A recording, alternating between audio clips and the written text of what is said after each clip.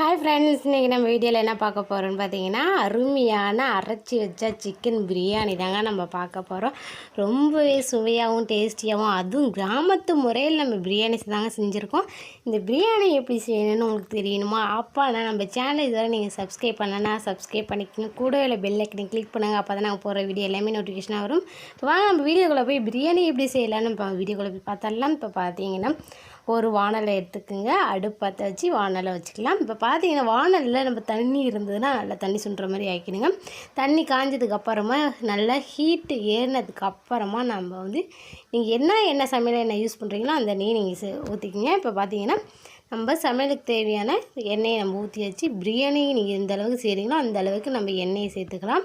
இப்போ பார்த்தீங்கன்னா நான் சமையல் பிரியாணி எத்தனை பேருக்கு சமைக்கிறோன்னு பார்த்தீங்கன்னா ஒரு 5 பேருக்கு நம்ம சமையல் செய்கிறோங்க. இப்போ பார்த்தீங்கன்னா எண்ணெய் வந்து நல்லா சூடேறிடுச்சு. இப்போ பார்த்தீங்கன்னா அடுத்த பட்டை வகையை தான் நம்ம சேர்த்துக்கிறோம். பட்டை வகை சேர்த்ததுக்கப்புறமா கிராம்லாம் பார்த்தீங்கன்னா பொரிஞ்சு வரும்.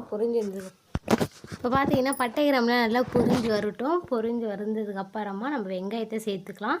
பார்த்தீங்கன்னா வெங்காயம் போட்டாச்சு, அதாவது பெரிய வெங்காயம் தான் கட் பண்ணி நம்ம போட்டிருக்கோம். இப்போ நம்ம 1.5 கிலோ சிக்கனுக்கு 1.5 கிலோ அரிசி தான் நம்ம போட போகிறோம். அதுக்காக தேவையான பொருட்கள்லாம் எடுத்தாச்சு. பார்த்தீங்கன்னா வெங்காயம் பாருங்கள் நல்லா வணங்கி வந்திருக்கு. இந்த ஸ்டேஜில் வந்து பச்சை மிளகாய் 4லேருந்து 5 மிளகாய் நம்ம போட்டுக்கலாம். பச்சை மிளகாயும் வெங்காயம் நல்லா வணங்கட்டும். வணங்கினதுக்கப்புறமா நம்ம இஞ்சி பூண்டு பேஸ்ட்டு எடுத்துக்கலாம். இப்போ பார்த்தீங்கன்னா கருவேப்பிலை வந்து ஒரு கொத்து சேர்த்தாச்சு. இந்த எண்ணெயிலே போட்டிங்கன்னா கொஞ்சம் வாசமாகவும் இருக்கும், நல்லாயிருக்கும். பாருங்கள் இந்த அளவுக்கு வெங்காயம் வந்து நல்லா வணங்கி வந்துருச்சு.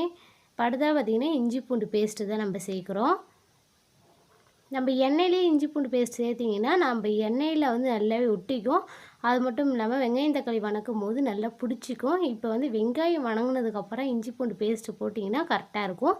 இப்போ பார்த்திங்கன்னா நம்ம அரைச்சி வச்ச மசாலா என்னென்னு பார்த்தீங்கன்னா புதினா, கொத்தமல்லி, கருவேப்பிலை, பச்சை மிளகாய் 2, சின்ன வெங்காயம், சோம்பு, மிளகு, சீரகம் இதுதான் போட்டு நம்ம நல்லா அரைச்சி எடுத்தாச்சு. நம்ம மிக்சியில் போட்டு தான் நம்ம அரைச்சிருக்கோம். இப்போ இதையும் நம்ம வெங்காயத்தோடு சேர்த்துக்கலாம். வெங்காயத்தோடு சேர்த்துக்கிட்டு நல்லா பச்சை வாசம் போகிற வரைக்கும் நல்லா வணங்க விடணும்.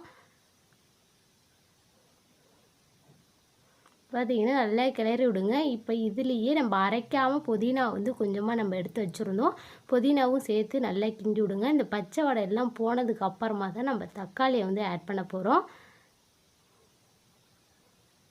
பாருங்கள் நல்லா கொதி வருது. இப்போ பச்சை வடையும் போயிருக்கு.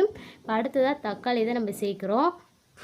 இந்த தக்காளி சேர்க்கும் போது எல்லாமே நல்லா வணங்கிடக்கூடாது. முக்கால்வாசி தக்காளி வந்து வணங்க போதும், கால்வாசி தக்காளி வணங்காமே இருந்தால் நல்லாயிருக்கும். இப்போ பார்த்தீங்கன்னா ஒரு 2 கிளறி விட்டு இப்போ இதுக்கு தேவையான அளவுக்கு கல்லுப்பு தான் நம்ம சேர்க்குறோம். கல்லுப்பு சேர்த்துட்டு கிளறி விட வேண்டியதான்.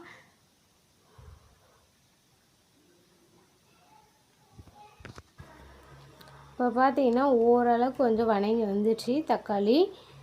அதுக்காக நம்ம வந்து முழுசாக நம்ம வணங்குற மாதிரி இல்லை. நம்ம தக்காளி வந்து 3/4 பதத்துக்கு அளவுக்கு நம்ம நல்லா வணக்கிட்டாவே போதுமானது. நம்ம அடுத்ததாக பார்த்தீங்கன்னா சிக்கன் தான் நம்ம சேர்க்குறோம். நம்ம 1.5 கிலோ சிக்கனுக்கு 1.5 கிலோ அரிசி சேர்க்குறோம்.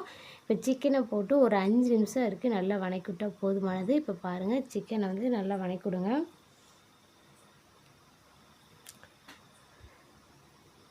நல்லா அந்த மசாலாலாம் நல்லா சிக்கனுக்குள்ளே இறங்கணும்.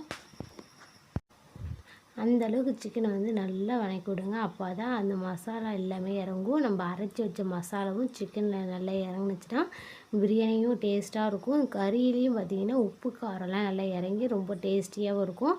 பார்த்திங்கன்னா தெரியும் வணக்கும் போது தக்காளி எந்த பதத்துக்கு நாங்கள் வந்து வணக்கியிருக்கோன்னு. இப்போ அடுத்ததாக பார்த்திங்கன்னா மஞ்சத்தூள் வந்து நம்ம கொஞ்சம் அதிகமாக சேர்த்துக்கலாம். எதனாலன்னு பார்த்தீங்கன்னா சிக்கன் வந்து ஸ்மெல் அடிக்கும், அதனால் மஞ்சத்தூள் கொஞ்சம் அதிகமாக சேர்த்தாச்சு. இப்போ அடுத்தா பார்த்தீங்கன்னா தயிர் தாங்க. தயிர் போட்டு நல்லா வணக்கிக்கலாம்.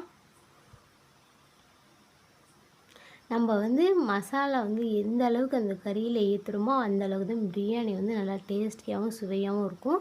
அதனால் மசாலா நல்லா இறங்குற அளவுக்கு நம்ம கிண்டிகிட்டே இருக்கலாம். அதுக்காக நம்ம ரொம்ப நேரம் கிண்டிகிட்டே இருக்கக்கூடாது. அடுத்தா பார்த்திங்கன்னா பிரியாணி மசாலா தாங்க நம்ம போடுறோம். பிரியாணி மசாலா தேவையான அளவுக்கு நம்ம சேர்த்துக்கலாம். இப்போ பிரியாணி மசாலாவுடைய பச்சை வாடை போகிற வரைக்கும் நல்லா கிண்டி விடுங்க.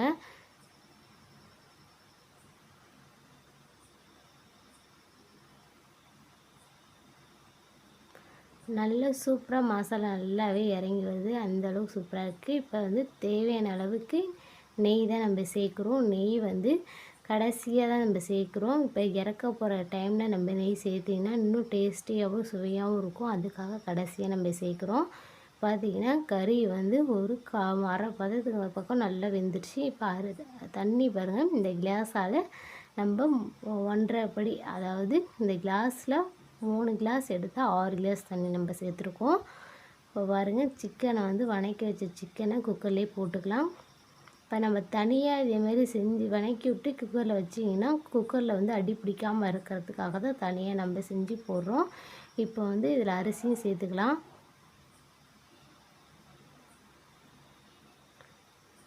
நம்ம அரிசியில் வந்து தண்ணி இல்லாமல் சேர்த்துக்கலாம். ஏன்னா ஏற்கனவே நம்ம பிரியாணிக்கு கரெக்டான அளவுக்கு தண்ணியை சேர்த்துருக்கோம்.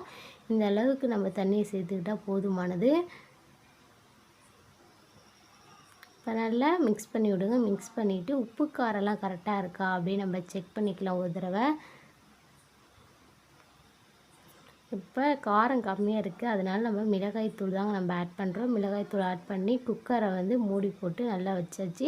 இப்போ பார்த்திங்கன்னா ஒரு 2 விசில் வர வரைக்கும் நம்ம வெயிட் பண்ணுவோம். இப்போ 2 விசில் வந்துடுச்சு. இப்போ பாருங்கள், சுவையான பிரியாணி நமக்கு தயாராகி வந்துடுச்சு. இப்போ பாருங்கள், பார்க்கவே நல்லா டேஸ்டியாகவும் இருக்கும், சூப்பராக இருக்குது பாருங்கள். இப்போ நல்லா ஆவி பறக்க பறக்க நம்ம பிரியாணியை வந்து நல்லா கிளறி விடுறோம். பாருங்கள், நல்லா உதிரியாகவும் வருது. நம்ம கிண்டிடும் போது நல்லாவே தெரியுது, நல்லா உதிரியாக சூப்பராக ரெடி ஆகிடுச்சு. நம்மளுடைய சிக்கன் வந்து பார்த்திங்கன்னா கரையாமல் முழுசாகவே இருக்குது. நம்ம அதிக நேரம் வேக வச்சா தான் கரைஞ்சி போயிடும். இப்போ பாருங்கள், பிரியாணி அருமையாக ரெடி ஆகிடுச்சு. நம்ம மசாலாலாம் சேர்த்து அரைச்சதுனால சூப்பராக ரெடி ஆகிருக்கு. இதுமாரி நீங்களும் உங்கள் வீட்டில் ட்ரை பண்ணி பாருங்கள். ட்ரை பண்ணி பார்த்துட்டு எப்படி இருக்குது நம்ம கமெண்டில் சொல்லுங்கள். இந்த வீடியோ உங்களுக்கு பிடிச்சிருந்தா ஒரு லைக் பண்ணுங்கள், ஷேர் பண்ணுங்கள், கமெண்ட் பண்ணுங்கள். நம்ம சேனலை மறக்காமல் சப்ஸ்கிரைப் பண்ணிக்கோங்க. தேங்க்யூ.